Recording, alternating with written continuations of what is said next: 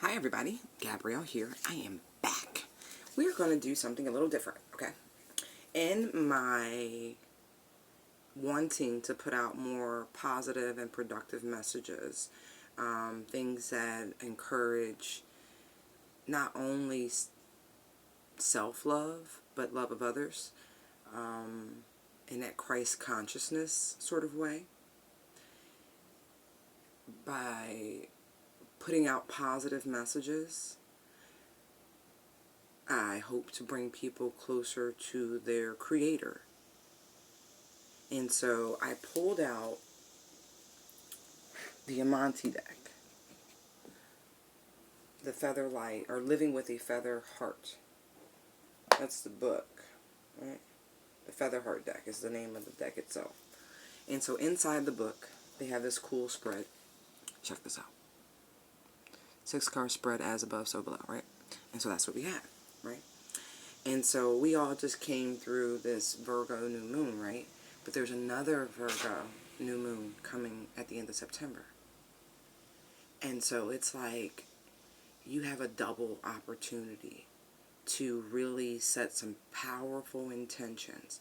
Now there is a full moon in between these two, right? And so you can manifest, release, and manifest, right? So it's like, wow, these are some seriously witchy times, to use a phrase that's circulated for some time. But anyway, let's go over the layout of these cards and what these positions mean. And then we'll go through. The first card, which is this one here, underneath, relates to the mind and what the central focus of the totality within the all should be. The second card, which is up here, says it relates to the heavenly, invisible influences surrounding you. Third card, down here, you can't see, it's this one, relates to the material influences that are present in the third dimension. And that's wild. When I read that, I was like, holy crap, because that card says, I offer words of good intention. In this dimension, vibration, right? We can literally see the impact of vibration, whether on a machine or in loose particles, when the ground shakes. Like you can literally see vibration in real time. So to me, I think that's fabulous, because words are very important. I've been stressing this to people for so long. But anyway, then we get over to the fourth card. Relates to what is within, inner wisdom that will be revealed in the outside world. Okay? Fifth card over here relates to the outer wisdom that will manifest within, emotionally speaking. Okay? Sixth card right here is the key to synthesizing all information and how all ideals can be best applied for this moment in time. Alright, y'all. I'm going to keep this book out because I do want to actually, besides just giving you my perspective, I actually would like to give you what the author had in mind and the artist when they put this deck together. It is a beautiful deck. It's not high gloss, but I actually think that works out better for the lighting. You don't get the glare and you can see all the cards, so that's really pretty. Be careful with liquids. I said that shit. Let me move my drink with decks like this, because again, they're not laminated. But anyway,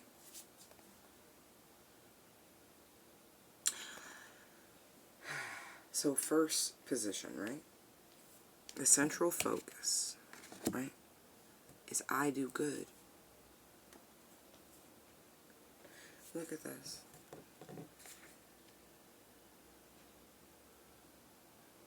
You see her face? Do you see her fingers set?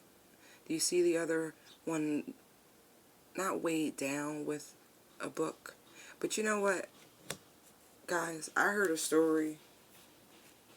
What is the name of his channel? His name is Trey. He's usually a very positive, uplifting man. He is. Like, even what he said today, I found no error in it. And I like even the fact that he tries so hard not to swear. I do. Like, I don't know him personally from Adam. I just have viewed his materials, his work through the years. And he puts out real opinions on real life situations and whatnot. And so this morning, I don't know if this was a new story. I actually need to go back and look into this. But it was a story, I think, out of California. No, North Carolina. Excuse me, Californians. That's where he resides now. Excuse me. I think he's originally from Texas or some shit like that. But anyway, a story out of North Carolina where a man murdered his daughter, his teenage daughter. The little girl was beautiful, 15 years old, biracial, right? And I'm only mentioning that because somehow, somewhere along the way, this man became a white supremacist, right? And as he's talking about this story, I can't help but think, did the mother not know that her child's father had went extreme? Like, was there no interaction? Anyway, the story gets worse, y'all. This man not only removed his child from this plane of existence, he violated her in the most brutal way one can violate any innocent person. He, as far as I think, as far as I know, again, I haven't checked this story 100%. I think it was even post-mortem that he desecrated her body. Like, what he did was brutal. It was disgusting, and he's a vile human being. And the media upon this story, the same way I said Jeffrey Epstein would never stay in trial, he would never make it out of prison. That shit was no joke. Did he not make it out of prison? But we ain't see a body, and he mentions that a little bit on his thing. But he ain't, that's a whole nother conversation. This man who committed this atrocity marches himself down to the local police station and turns himself in. First he tells them he lost his mind, he has mental illness, right? Then he proceeds to tell them all the details of what transpired, and then he took them back to his residence where the remains of the teenage girl was. I don't even want to call her his daughter. At this point, it was just so brutal. Like, you couldn't treat no person you truly love like that. You couldn't. So, and, you know, he gave his opinion on it. He was like, no, you know, you can't always be, like, you know, what he said is that the language he was using was appropriately vulgar, and it wasn't even as vulgar as I talk, just to be real. It's supposed to be there. If this story don't make you feel some type of way, something wrong with you. For real. Like, you should feel fire and rage when you hear something like this, when you see something like this. When you're like, damn, this shit's like still, why is this happening? And he touched on the fact that, you know, everybody want to scream mental illness when it's really just fucking evil. Evil is evil. And then he pointed out something that we all should be pointing out. The greatest trick ever pulled was a devil convincing people he don't exist, i.e. mental illness. Everybody want to plead crazy instead of looking at a motherfucker evil. Now, when you see this person, right, this man, you can literally, and Trey said it too, you can see the evil in his eyes. Like, something is not right. Motherfucker's an agent. You could tell. Lights is on, ain't nobody in there. Not the original inhabitant. Yo. You gotta call things out. And so, look at this. See how she's in pain, how she's crying. And she's weighed. See, I saw this when I saw this car as being weighed down by the rule of law, right? Your hands is tied in some capacities. But what you can do is what you can do. See how her third eye's lit up? We can speak on things, right? And we don't actually have the right, because we truly don't know, to speak of what is good or evil. This is why the Bible counsels against this. Because who says speaking that this man go away from this plane of existence is not a good deed? Because look at what he did. He jeopardizes us all. And yes, we are tied by the laws of Caesar, so to speak. We can use our higher states of consciousness to create a vibration, see that wave? To set things in motion in a spiritual sense to where they already take care of it. But you got to be able to identify it, to call it out. Otherwise, you're susceptible to it. You a simp. Anyway. So, let us understand that positive is not what you construe it to be. Good and bad are not what we construe it to be, because, quite frankly, we don't know what that means. That's why we are told that there's a time for peace and a time for war. Okay? Just saying. It's really not confusing. If you understand where your limitations are and where your power is, it's really not that complicated. But I do good. And see, I do good to me, right? I believe this is water. Let me verify the symbology. I do believe that is a water symbol. It could be air. Hold on.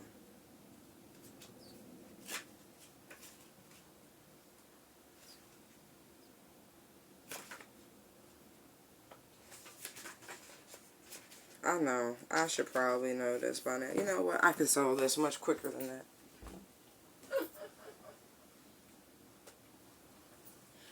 Do you know why? Because you gotta remember what you got at your disposal. And that's what I'm talking about, even with this.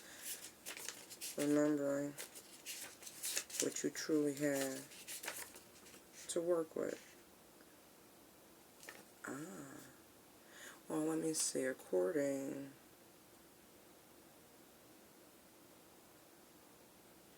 to this, I'm looking at the Monera book, and the way they have the symbols, the pyramid upward is fire.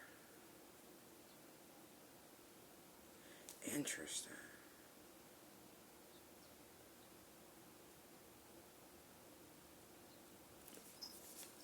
Let me see. I would almost agree. I don't know. I gotta double check. Could be. Very well could be. I don't want to get lost. You know how that go. You fall down a rabbit hole trying to look for something. Next thing you know, you off the subject on why you even start out.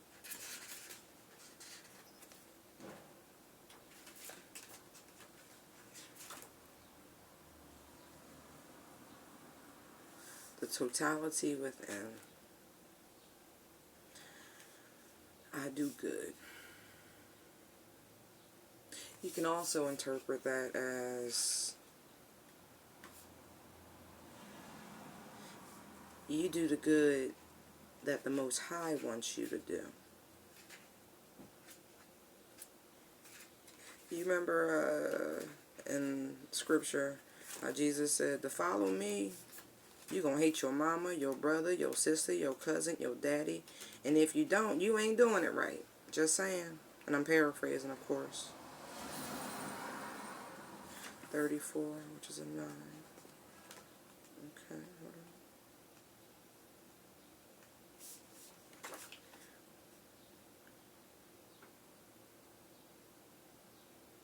on. Wow.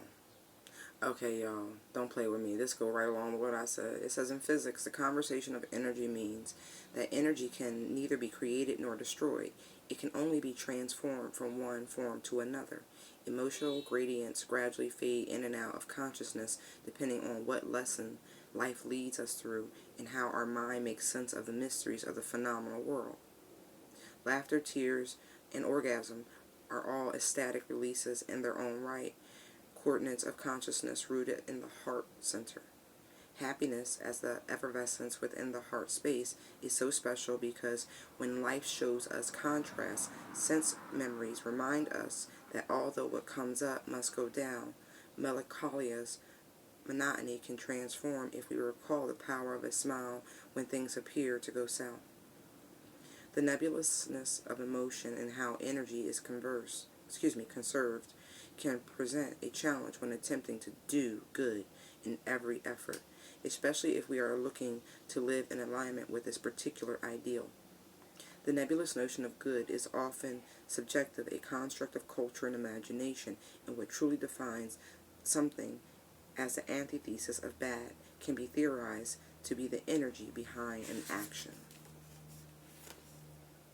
As energy is something that cannot be created but rather cultivated and transformed, we empower the invisible world by embodying heart-based emotions in our actions, reactions, choices, and connections. Good as a primary option is an offering or an articulation of the way of kind deeds, warm words, and a devotion to being the best possible person you can be. The etymology of gospel finds its truest root in the Greek word euangelonian, I think that's how you say it, angelonian, meaning good news. The ancient tradition spoke of the most sacred actions and greatest stories of all time from lip to ear. Good books, which spread good news, allow words to exist in three-dimensional objects so that the testimonies of history and the accounts of the great mysteries can be studied and observed. Goodness embodied allows for an existence which is history in motion, emotion expressed in the highest form, energy transformed into a testimony of a life lived in alignment with loving kindness as a conservation of affection to cause and effect to a world in need. With every deed done, time becomes dented with dignity. Human hearts expand further away from density, and the light of the earth shines brighter than before. Wow. I had pulled a one-card reading before I did this to see what the lesson of the day was, and it was like, I am kind. That if you just remember, at your very essence, that you are kind, not nice. I almost want to spit when I hear the word nice anymore. It's so disrespectful. Anyway, if you just remember that you are kind, right? And that heart-centeredness, right? Not just going through the motions of life. Remembering the sanctity and the purity of what it is to be here. To be able to influence people. It's like knowing that children hear everything, that they're sponges. If we are all supposed to come to Jesus the way children are, right? Then aren't we all sponges? And so if we're conscious of the fact that we're sponges, because we're all children at heart, right? We think of how much inner child work we're all having to do. It's a constant thing. So we have to be much more mindful, not only in what we say, but in how we treat ourselves first and foremost. Because if you can't tell yourself that you're kind, then how do you expect to engage the world or have the world engage you? If you don't even see yourself as worthy of good deeds, then how do you not expect them, but even just be open to it, to your own ability to live in that space? And again, just as the text stated, just as I said, doing good is it is subjective. I didn't use that word, but I just do know that we are not allowed to truly wrangle with those terms, because there's just too many people to even say that there's a standard. But there is a standard of how we want to be treated as individuals, and we can spread that way, and that can become the standard. That's why the golden rule, that's why Christ preached, you know, do unto others as you would have them do unto you. Quite literally. If you lead with a smile, you'll get a smile. I prove it all the time. You can disarm people with a smile. I kid you not. I've had so many near misses in life. I kid you not, through the grace of God Almighty, the divine themselves. Thank you. Their everlasting, ever steady protection first and foremost. But just by having that spirit, that kindness, and knowing, and just being able to offer that, if nothing else, to another human being, you can deflect so much negativity, even what those people might have been thinking that they wanted to do to you. Things play out very differently. You never drop your antennae, but at the same time, you can really, it's not about kikiing. It's really just that true kindness. People can see within the eyes. It is the window to the soul.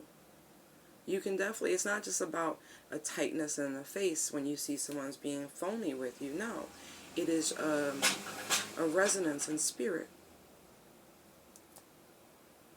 Okay. Above, card 2. I achieve with integrity. That just coincides. Look. The guiding light.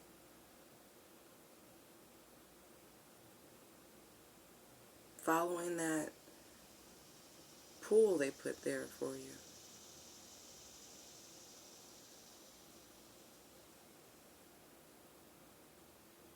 Because if you do all things in a Christ-centered sort of mindfulness, in that high vibration, they've given you this, it's almost, excuse me, like a homing beacon.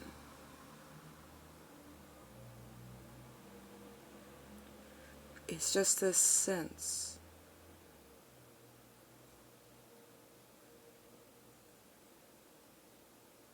They're pulling you. The belt, see here? Pull. I feel like it's them pulling you to your greatest, highest good. And you know, what is it? I always get like flustered when I think about the term challenging the spirit. But I guess to a degree you really do have to make sure that it's of the Most High. And if it's not bringing the light out of you, and that's kind of how I see this here, if it's not literally pulling the light, the good, the kindness, the integrity out of you, then it's not of them. It truly is not. If you're still being pulled in a negative, low vibrational frequency, and it's still something that's tempting to you, and I mean, you're not even challenging yourself on whether you should or should not, that's not of God. But if they're giving you pause and making you question, you can guarantee that's of them, because they would never cause you to sin. No. Free will is there. There are tests for sure. Tests are repeated lessons. Did you learn the first time? Are you...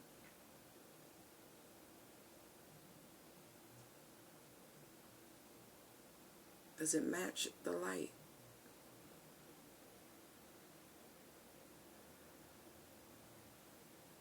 I just see like this banishment of the darkness.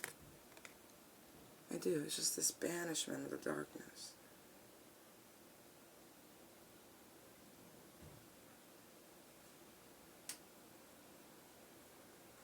Ushering you to this renewal. I do. I just...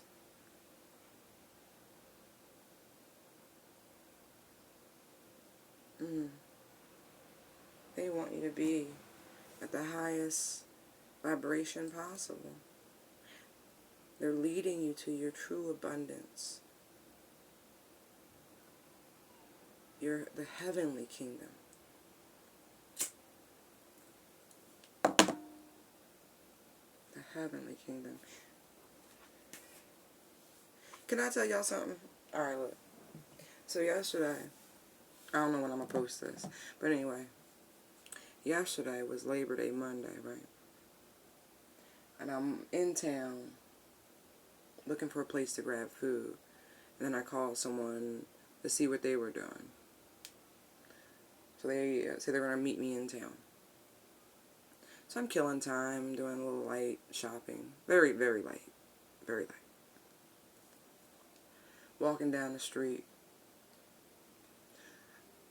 This guy goes, "Wow, you're beautiful." So here comes the temptation. First I just say thank you, and I just literally keep walking. I don't even stop. Just keep walking. He goes, "Can I buy you something?" I'm like, "No. Thank you." He was like, "Is there anything you want? Like, really? Where you going? Slow down." I was like, "Sir," I didn't even say sir. I just looked at him. I said, "All I want are blessings." And so that really got his fucking attention, right? Like I'm a simp, right? Here you have this attractive woman walking down the street. You know, no person on their arm, no noticeable jewelry that would incline any sort of committed situation or anything like that. You know what I mean? Like, so it's funny. And I'm not being judgmental, but the brother was walking down the street with a cane, right? He was slightly out of shape. I mean, really, I'm not judging, but at the same time, I feel like he should have been more focused on self-love and not female affections. I'm just saying, that's really what my assessment in it.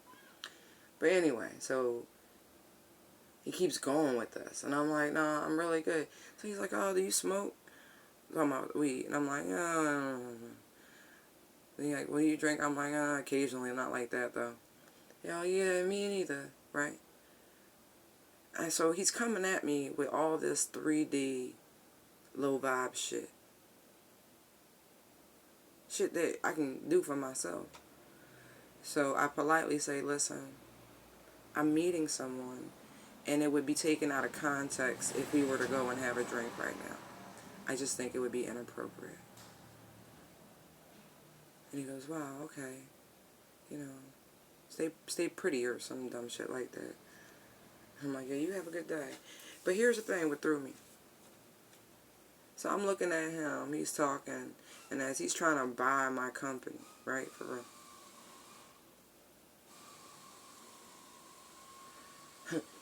He's hit the cane, right? So I'm like looking at him because he's like he was walking with a limp. So I asked politely what happened. Fucking Virgo, you know.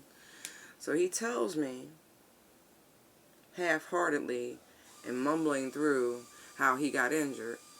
It sounded like it was a B&E going wrong, and his homie dropped him. Now he was coming from literally one of the best hospitals in our area, like for real. Like there's tiers of hospitals, and this one is one of the better ones. And he's complaining about the fact that he was there for 4 hours and this and that, but not thinking about what got him in the situation to begin with, right? This is how my brain works. And then just not even being grateful for the fact that he has insurance to be seen at the best hospital in our area. What? Like, bro, you got life all fucked up. I just told you all I want is blessings. And you bitching and complaining about everything but and nothing. What? No, I definitely...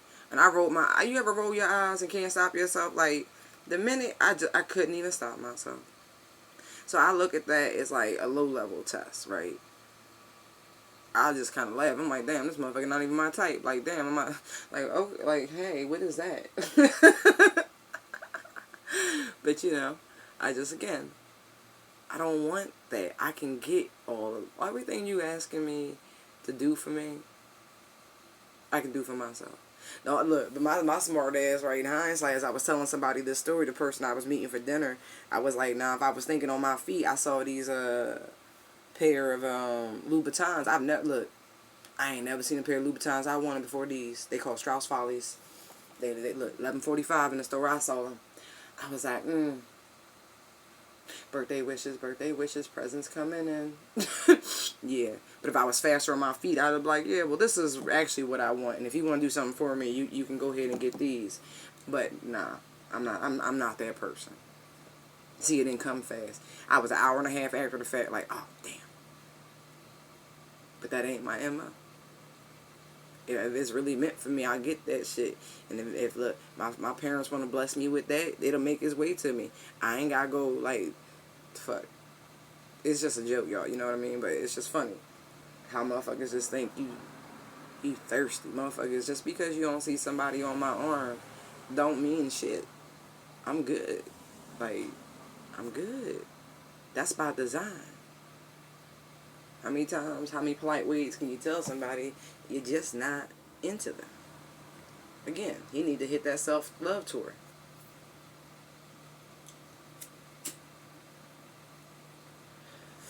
You know. And that's how I'm going to choose to do good with that situation, with what I can do, which is send out a positive message and vibration to him. Practice self-love. Focus on the right things in life. Shit. And look, you can clearly tell, like, look, that's how I knew it was a test, because how in which he got injured, he wasn't achieving with integrity. That wasn't by design. That wasn't by the Most High. That was a devilish temptation he fell victim to. That I wasn't trying, like, no, I'm good. Again, low vibes. And remember, card 3 relates to the material influence that are present in the third dimension, which are here on Earth. And then look, I offer words of good intention. See how all that coincides? Really. Just like even with the bull who committed that atrocity. What I said really were words of good intention, because having him removed would be best for all of us. So he can't do nothing to nobody else. And I still want to talk, like, where that girl mama? Anyway. Card 4. It says, relates to what is within, inner wisdom, and what will be revealed in the outside world. I only consume my fair share.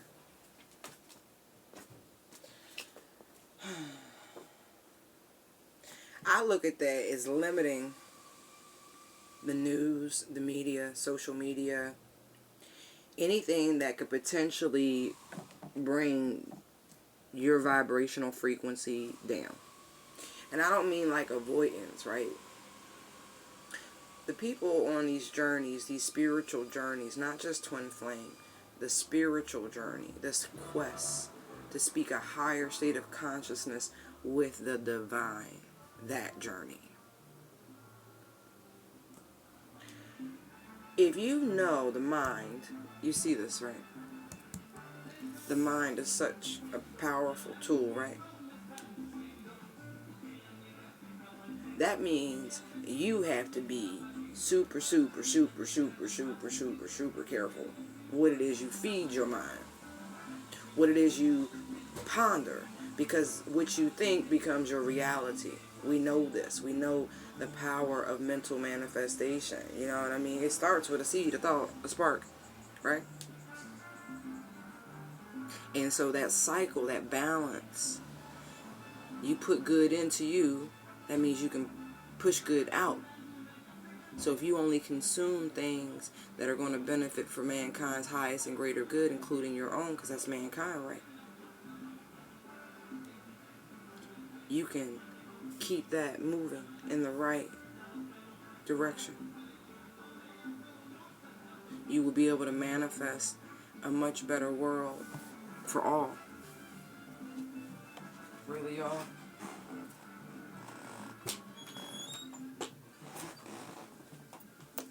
The dangest things happen. It's okay. Just shut the door. Yeah. Right. as above, so below. And honestly, I also see that as making sure you have the time to hear those messages, to receive those downloads, for you to come into balance with that. So you have to be very mindful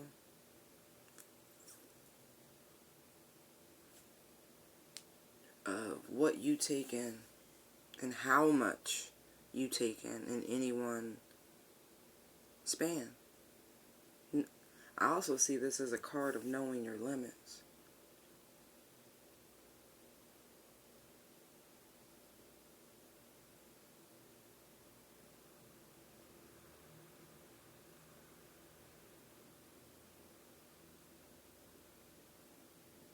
I love the imagery and how I do good, right? How this flows right over here into this card, the 5th card.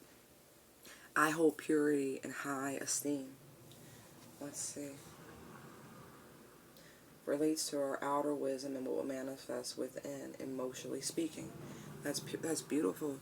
Look at how all of this, how you come into alignment by making time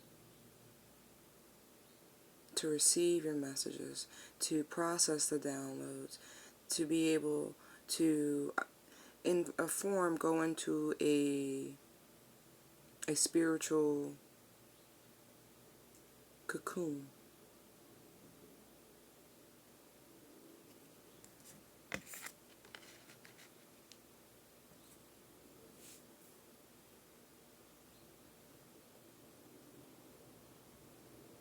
That sense of inner knowing I get here with this I hold purity and high esteem. Self-love and a genuine seeking spirit of the divine,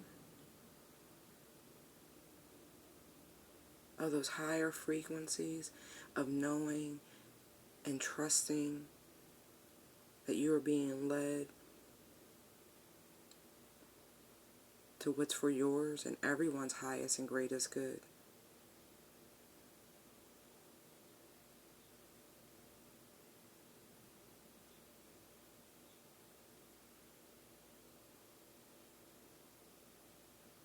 It's a vibration of peace and harmony and love.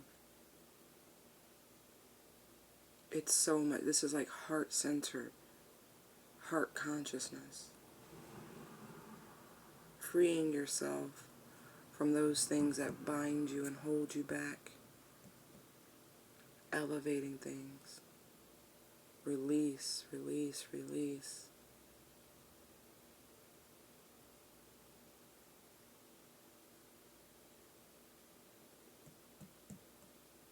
And because you're so aware, right?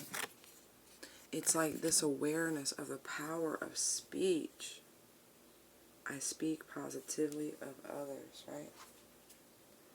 The 6th card is the key to synthesizing all information and how all ideals can be best applied for this moment in time. Again, when you have restrictions in some areas, it's just the serenity prayer.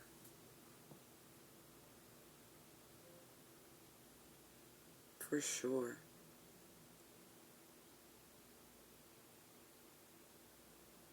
In order to achieve a feather heart, really, it's really about putting in all the effort that you possibly can, really, to living your best and truest existence, working for the betterment of mankind, speaking positively about mankind, not falling victim to what outsiders may say about what it is you know. Your reality is your reality.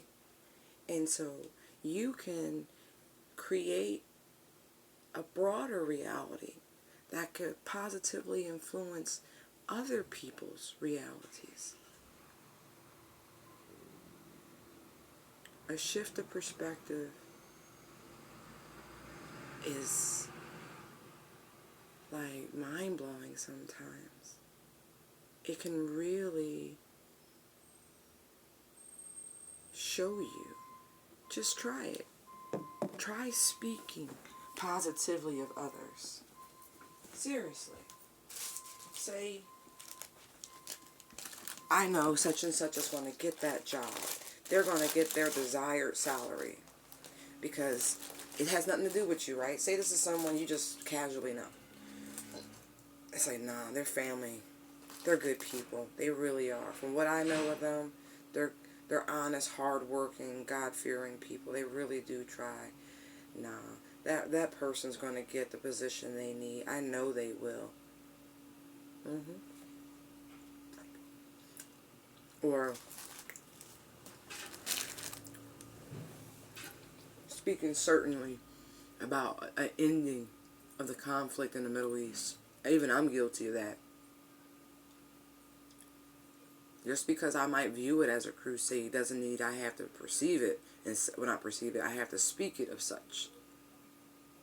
We can heal the world and make it a better place. We can. For you and for me and the entire human race. Who's that? Stevie Wonder, Michael Jackson, and like that massive, what was it, like Paul McCartney. It was like Whitney Houston. It was like a 20, 30 musicians on that. Lionel Richie. Everybody was on that.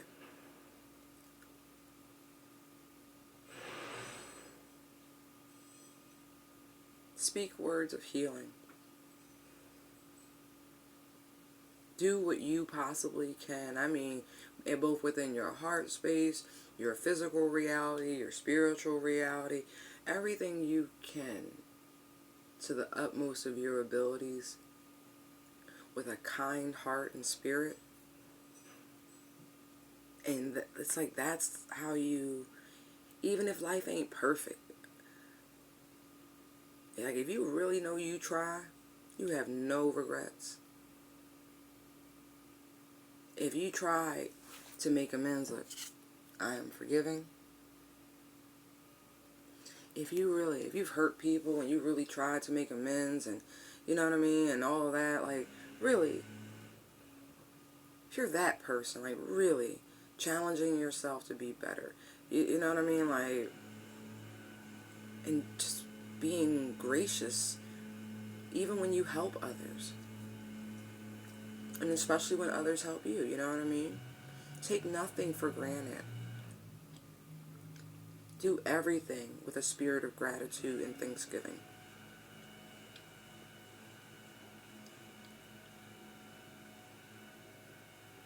And this is a big thing for me, right?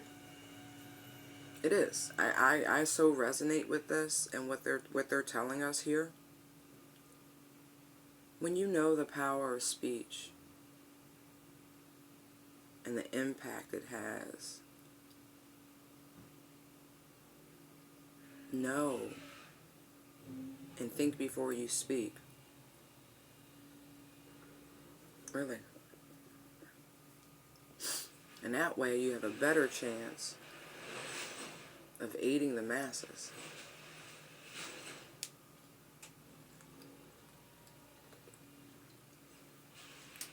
Really. What was that storm? There was a storm, I think 2 years ago, that was due to really hit the Carolinas. And I was watching, I think, Aphrodite Stone.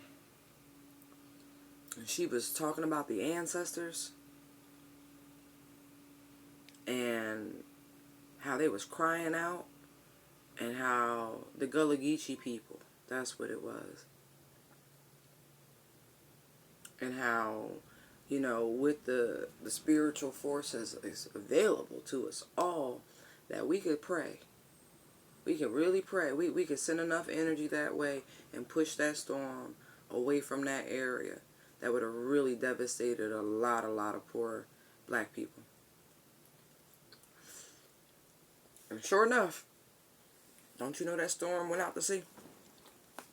I know, even the weather people couldn't explain that shit.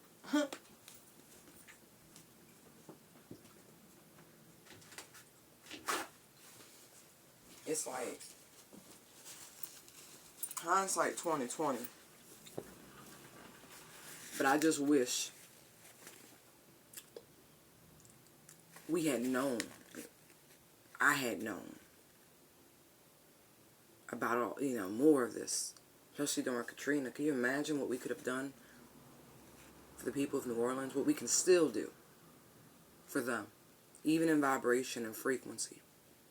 We can aid them by speaking positively. We can aid the people of Chicago by speaking positively. We can do so much more by limiting what we consume. Learn what you need to learn, meaning what you need to pray on, what you need to ask the divine for spiritual assistance with. But don't go deep in it. Don't fall victim to the rabbit hole, because that's heavy energy. You give it to God, give it to God and let it go. And so, you only consume your fair share, all right? And then know, with that faith, that absolute knowing, that when you bring this to the Most High, it's already handled. And be in that spirit of gratitude and thanksgiving, knowing that what you're requesting, and make sure you always cap it off, let this be for the greatest and highest good for all. And that way, even if your words fail you, your intentions don't. Especially when you're talking to your divine family, your holy family. It's funny, right? I don't actually stumble across what to call them. They just deserve so much reverence, and I get it. I remember being a young person, reading the scripture, and I was watching old movies and different things, and you hear all these crazy titles being bestowed upon someone, ruler of this, emperor, but when you start thinking about true divinity, they are deserving of every beautiful word in existence, quite literally. So that's why you hear me say so many. Not saying y'all was even curious, but I just wanted to share, because maybe you feel yourself called to just keep praying and giving homage and reverence and just honoring their magnificence. Just saying. Have a forgiving heart. Forgiveness is such a powerful thing. Forgiveness of yourself, forgiveness of others. Don't be nobody fool, but forgive and let it go. Watch some years you've accumulated come up off your face just by forgiving somebody, by letting that shit go. For real. Alright, y'all. I hope you enjoyed this new reading, this alternate reading from the Amati Oracle deck, Featherheart, as above, so below.